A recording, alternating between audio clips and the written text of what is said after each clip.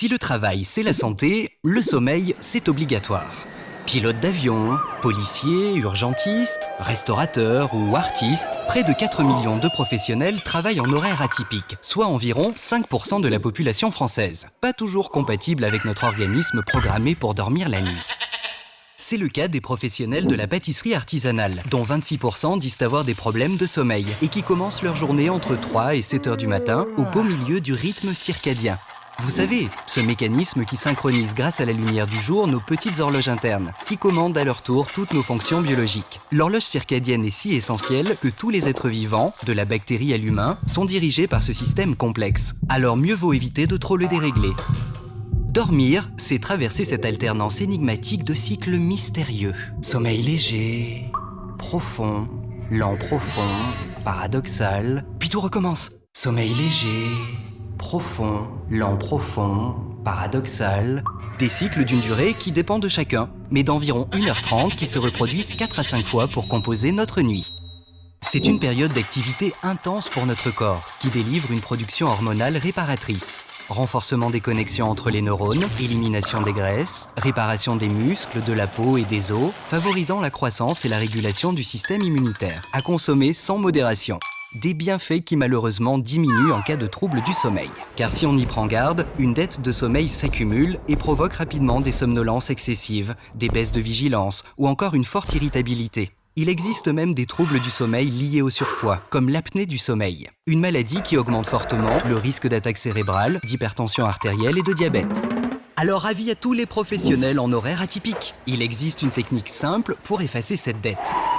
La sieste. Si certains petits dormeurs se contentent de 6 heures de sommeil, quand les plus gros en ont besoin de 9 ou 10 pour être reposés, un dodo réparateur, c'est au moins 7 heures par 24 heures, soit 4 à 5 cycles.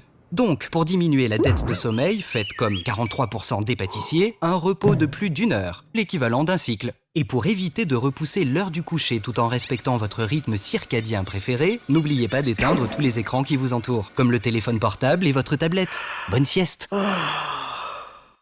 On passe un tiers de notre vie à dormir, mais on est peu nombreux à se demander, finalement, à quoi sert le sommeil et surtout comment ça marche. Alors, le sommeil, c'est d'abord une question d'équilibre entre deux rythmes. Le premier, le rythme circadien, et le second, le rythme homéostatique. Le rythme circadien, finalement, c'est le fait que tout homme, toute femme, on est régulé par une alternance de jour et de nuit, et on aura tous observé qu'on a plutôt tendance à être actif le jour et à dormir la nuit. Le second rythme, c'est le rythme homéostatique. Celui-là, il n'est pas inné, il n'est pas acquis.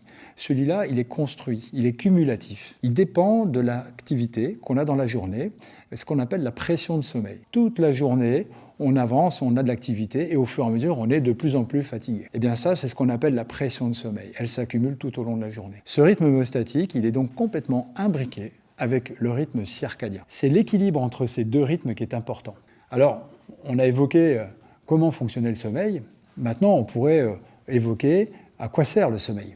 Eh bien, tout d'abord, il faut savoir que le sommeil, ça permet de régénérer nos cellules. Chaque nuit, on régénère une bonne partie de notre épiderme, c'est-à-dire les cellules de la peau. Mais on régénère aussi des cellules qui aident à défendre notre organisme et les cellules sanguines qui permettent l'oxygénation des cellules et des tissus. Un autre effet du sommeil, c'est un effet sur l'appétit. Tout le monde connaît le dicton « qui dort dîne ». Eh bien, il y a une explication. Dans la journée, on sécrète une hormone qui s'appelle la gréline. Cette hormone fait qu'on a faim. On a faim, on mange et donc on fait du stock. Quand vient la nuit, il est important qu'on puisse dormir sans être réveillé par la faim. Et c'est là qu'intervient une autre hormone, la leptine, qui va nous permettre de consommer notre stock. C'est d'ailleurs la raison pour laquelle il faut éviter de manger la nuit, car sinon on ne consomme plus notre stock, on prend du poids et on fait du gras. Un autre effet important du sommeil, c'est la régulation de certaines hormones essentielles au fonctionnement de notre organisme.